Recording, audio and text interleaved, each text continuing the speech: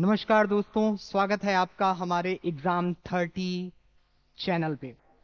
आप जानते हैं कि आपने जिस विचार को अपने अंदर उत्पन्न किया है, कुछ बेहतर करने का विचार, कुछ अलग करने का विचार, वह विचार आपको अगर सीखना है तो आधुनिक भारत के इतिहास से सीखना होगा। या आधुनिक भारत का इतिहास हमें बताएगा कि आखिर हमें नजरिया क्या रखना है। आपने अक्सर सुना होगा कि इतिहास अपने आप को दोहराता है। क्या आपने कभी सर्च किया कि इतिहास अपने आप को दोहरा रहा है कि नहीं दोहरा रहा है? याद रखिएगा मेरी बात कि भारतीय इतिहास और संस्कृति हमें सिखाती है कि महान होने के लिए पढ़ना इंपॉर्टेंट नहीं है।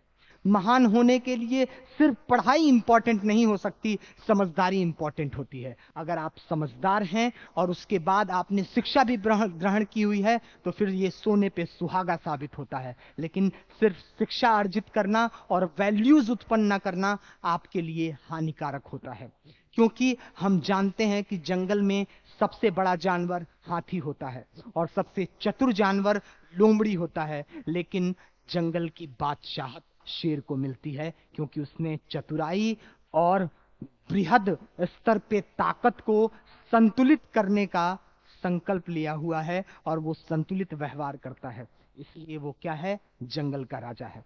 आप देखिए कि ये मॉडर्न हिस्ट्री का मैप है, और मॉडर्न हिस्ट्री को अगर आपको जानना है तो सबसे पहले आपको एंशिएंट इंडिया जानना होगा। एंशिएंट इंडिया आप जानेंगे तो मेडिवल हिस्ट्री की तरफ जाना होगा आपको, और फिर मेडिवल हिस्ट्री से मॉडर्न हिस्ट्री की तरफ जाना होगा। लेकिन मुझे एक बात बताइए, एक छोटा सा पॉइंट मुझे बताइए, क्या मॉडर्न हिस्ट्री को समझने के लिए आपको पुनः प्राचीन भारत के इतिहास में नहीं जाना पड़ेगा? तो जवाब है कि प्राचीन इतिहास में भी जाना पड़ेगा।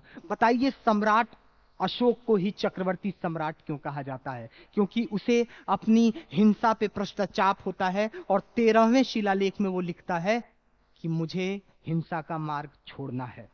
अब बताइए, अशोक ने जो धम्म की पॉलिसी दी है वो पॉलिसी है भाईचारे की, समाजवाद की। प्रत्येक 5 साल पे महामात्रों को वो जनता के बीच जाने के लिए कह रहा है। क्या आज 5 साल के ड्यूरेशन पे चुनाव नहीं हो रहे हैं? क्या 5 साल पे नेतागण हमारे क्षेत्र में नहीं आते हैं? बिल्कुल आते हैं। फिर इसका दूसरा भाईचारा और शांतिपूर्ण नीति और सहिष्णुता है।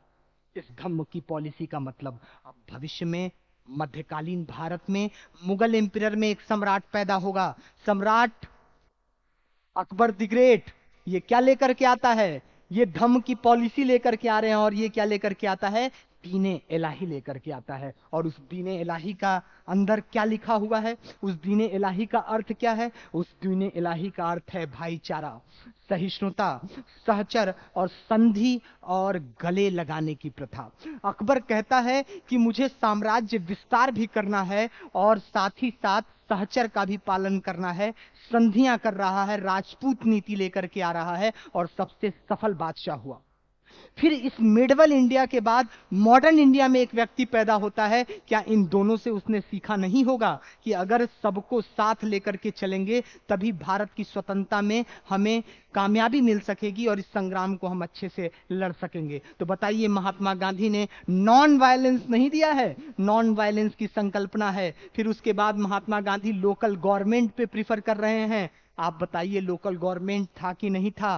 तो अशोका पीरियड में, मौर्यन एम्पायर में, अकबर के काल में लोकल एम्पियर है कि नहीं है? लोकल गवर्नमेंट काम कर रहा है कि नहीं कर रहा है? फिर इसने क्या कहा?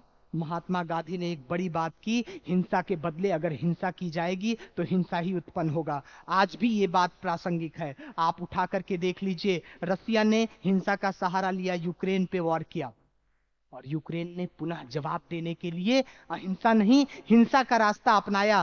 साल भर हो गया, क्या जवाब निकला? क्या उत्तर निकले? क्या सॉल्यूशन निकला? नहीं, क्योंकि हिंसा के बदले हिंसा ही उत्पन्न होती है।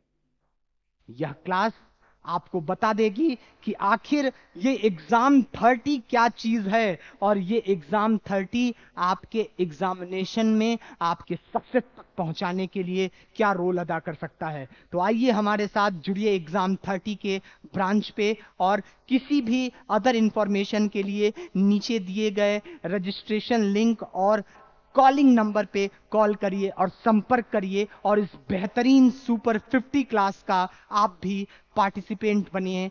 जय हिंद।